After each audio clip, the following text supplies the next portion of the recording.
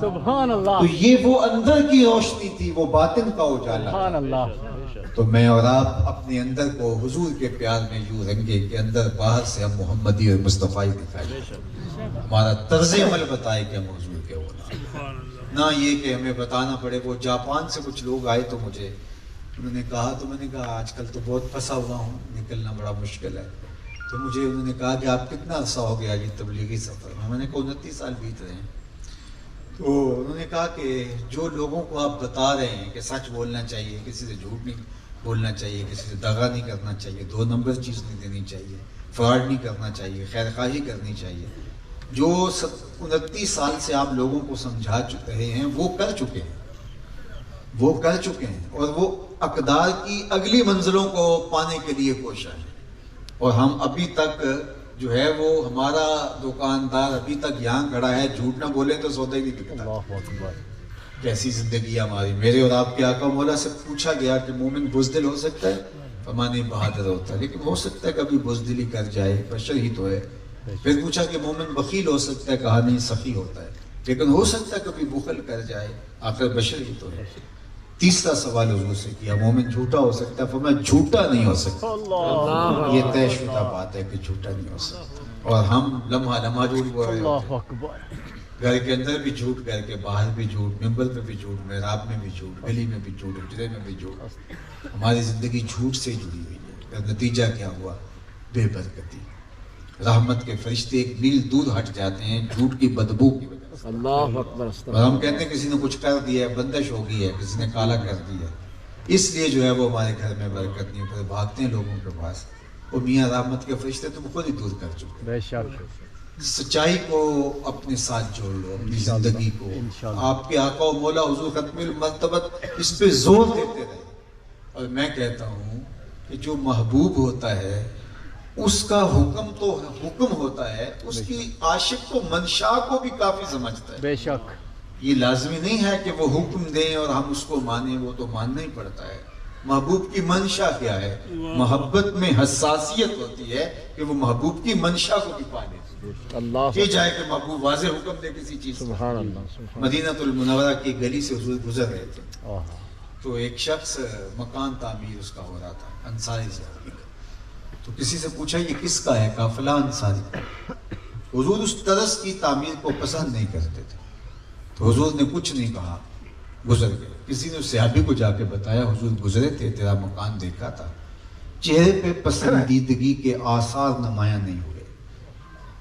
2-4 دن کے بعد دوبارہ گزران ہوا تو دیکھا ملبے کا ڈھیر. فرمایا اس صحابی کو بلایا گیا. کہا میں گزرا تھا، تیرا مکان تھا، آج ملبے کا ڈھیر دیکھ رہا ہوں، کیا ہوا؟ عرض کی گرا دیا. فرمایا کیوں؟ عرض کی سنا تھا آپ کو پسند نہیں، سنا تھا آپ کو پسند نہیں. میں اور آپ سر سے پاؤں تک دیکھیں ہمارا کیا کیا حضور کو پسند نہیں. عقیقے سے ولیمے تک دیکھیں ہمارا کیا کیا حضور کو پسند ہے. انداز معاشرت سے امور سیاست تک دیکھیں ہمارا کیا کیا حضور کو پسند ہے. محمد دی زیارت محمد دے رنگ وچ، ان کی محبت کے سانچے میں ڈھل کر کے زندگی گزارنا، یہ حسن ہے، یہ جمال ہے، یہ خوبصورتی ہے. حضور علیہ السلام تشریف فرما تھے تو ایک صاحب آئے تو انہوں نے حضور کو سلام کیا. حضور نے رخ پھیر لیا. تو بعض کا ایسا ہوتا ہے کہ رش ہوتا ہے تو اعراض ہو جاتا ہے، ہمارے ساتھ بھی ایسا ہو جاتا ہے.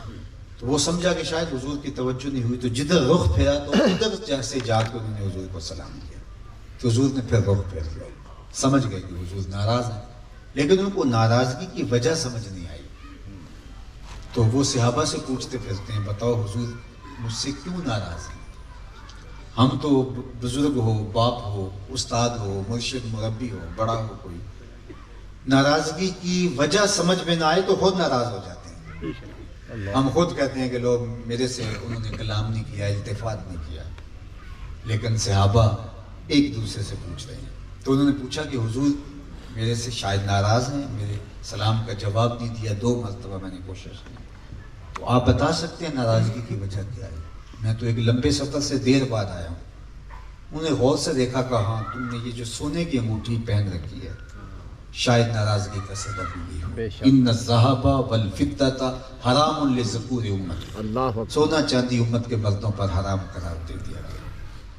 4.5 ماشے سے کم وزن کی ایک انگوٹھی شریعت نے جائز رکھی ہے مرد کے لیے، باقی سونے کی تو ایک ماشے کی بھی جائز نہیں ہے.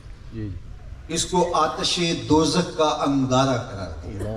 یہ گناہ بے لذت ہے. تو شاید تمہارے ہاتھ میں سونے کی انگوٹھی ہے تو تمہیں پتہ نہیں چونکہ تو حضور کی ناراضگی کا سبب یہ ہو سکتا ہے. وہ آگے بڑھے اور انگوٹھی اتار کے حضور کو پیش کرتے ہوئے کہا حضور کیا اس وجہ سے ناراض ہے؟ یہ رہی. حضور نے انگوٹھی پکڑی اور یوں پھینک دی. ناراضگی کا سبب بھی یہی تھا. مجلس شروع ہوئی، گفتگو چلتی رہی، اختتام کو پہنچی، لوگ پلٹنے لگے تو وہ بھی واپس ہوئے. کسی نے توجہ دلائی کہ وہ جو انگوٹھی پڑی ہے اٹھا لے. تم تو شرعاً نہیں پہن سکتے، تمہاری بیوی تو پہن سکتی ہے، قیمتی دھات ہے. تو صحابی نے جو جواب دیا وہ سنیے. اس نے کہا واللہ لا آخذہ ابدا وقد طرحہ رسول اللہ صلی اللہ علیہ وآلہ وسلم. کہا اللہ کی قسم اس انگوٹھی کو میں کبھی بھی نہیں اٹھاؤں گا جس کو میرے حضور نے پھینک دیا ہے. پڑی رہے، سونا ہے، چاندی ہے، ہیرا ہے، موتی ہے، لال ہے، پکھراج ہے، کچھ بھی ہے پڑا رہے، میں نہیں اٹھاؤں گا. کیوں اس کو میرے حضور نے پھینک دیا؟ میں اور آپ دیکھیں ہم کوئی ایسی رسم تو نہیں سینے سے لگائے پھر رہے جس کو حضور نے پھینک دیا. کوئی ایسی عادت تو نہیں اپنے ساتھ جڑے ہوئے جو حضور نے پھینک دی. کوئی ایسا رویہ تو نہیں اختیار کیے ہوئے جو حضور نے پھینک دیا ہے. کوئی ایسی دوستی تو نہیں ہم نے رکھی ہوئی جو حضور نے پھینک دیا ہے. کوئی ایسا کاروبار تو نہیں کر رہے جو حضور نے پھینک دیا ہے.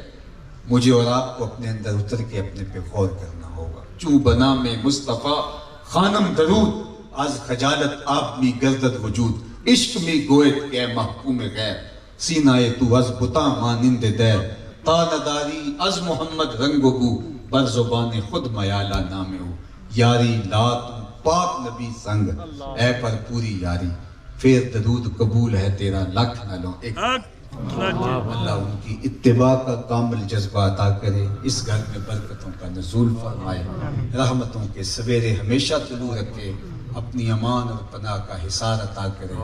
روشنیاں، اجالے، نور، نکھت، خیر، برکت مقسوم فرمائے. ہمارے میزبان عالی مرتبت جناب محترم محبوب چشتی صاحب کی اہلیہ محترمہ کو اور ان کے فرزند ارجمند کو کامل عاجل شفا عطا فرمائے. آمین. عالی مرتبت علماء مشائخ تشریف لائے، اللہ سب کی برکتوں سے ہمیں مالا مال فرمائے. آپ لوگ جس شوق فراواں کے ساتھ دور و نزدیک سے چل کے آئے، اللہ آپ کو اس کا بہتر صلہ، اجر اور اس کا اللہ اپنی جناب سے جو ہے وہ اس کی جزا نصیب کرے. وآخر دعوانا ان الحمدللہ رب العالمین.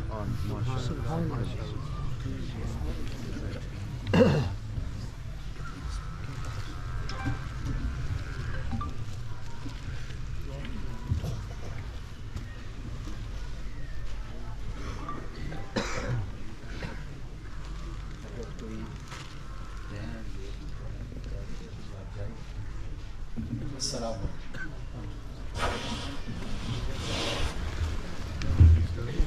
تو نے پوچھی ہے امامت کی حقیقت مجھ سے، جا